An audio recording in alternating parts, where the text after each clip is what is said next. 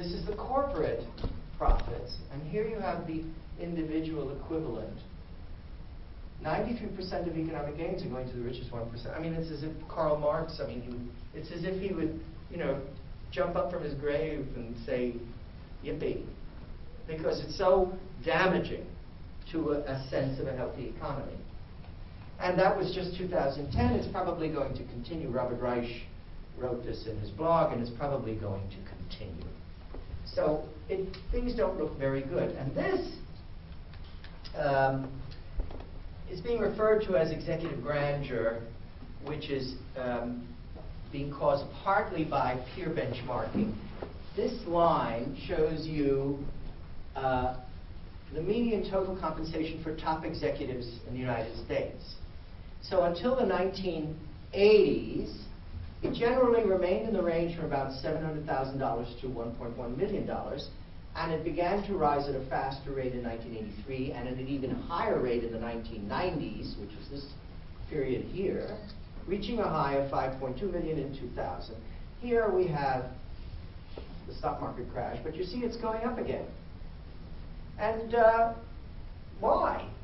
Well, peer benchmarking is one of the reasons why. Peer benchmarking is where a board of a company will say, well, how much of a raise should we give our CEO? And then they'll look at what other companies in the same industry give, and they'll say, well, we should give our executive maybe at the 75th percentile of the range of what others in the industry get paid.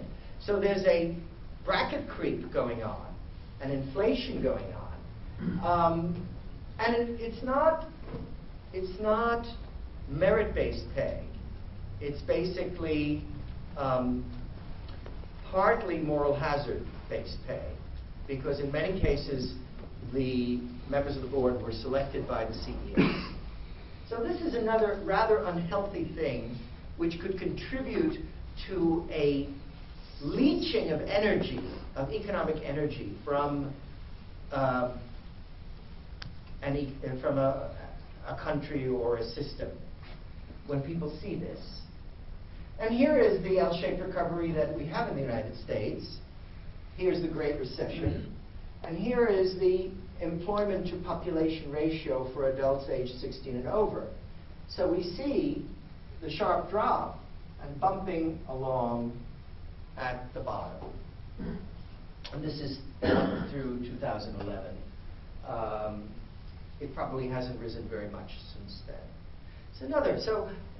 So far, I have not shown you anything which really would lead one to be optimistic about the American economy.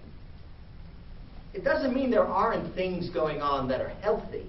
It just means that in terms of major macro trends, there are some pretty scary things that have not ended yet.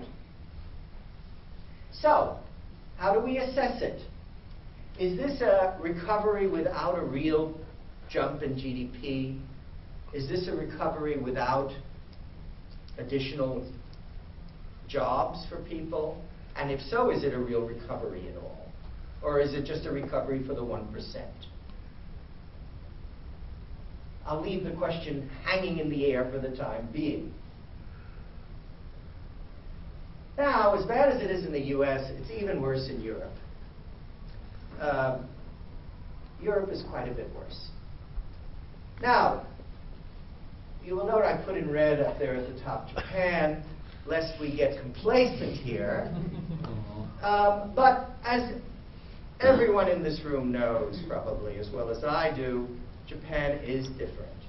So 233% debt to GDP ratio in Japan. It's not healthy, but it's not as damaging as 189% would be in Greece, for reasons which I won't go into unless it comes out in the Q&A, because most of us live here and know what makes this place rather unique. The debt to GDP is very high in some countries, not so bad in others. It's only one measure. It's only one measure. But the unemployment is very high in the Eurozone, and it hit a new high in February. It's the highest level in almost 15 years. On an average, it rose to 10.8, and it's expected to go up to 11% by the end of the year, but that's on average. Because as I mentioned, some countries have much higher unemployment rates. A friend of mine who writes for one of the major news magazines, American news magazines, was in Spain 6 months ago, and he said everybody's sitting in cafes all day. He said you can't get service. There's one waiter, doesn't come over to you because people are on unemployment insurance and they sit in the cafe all day because there's no work. Now that's one person that's very impressionistic, so if anybody has other contrary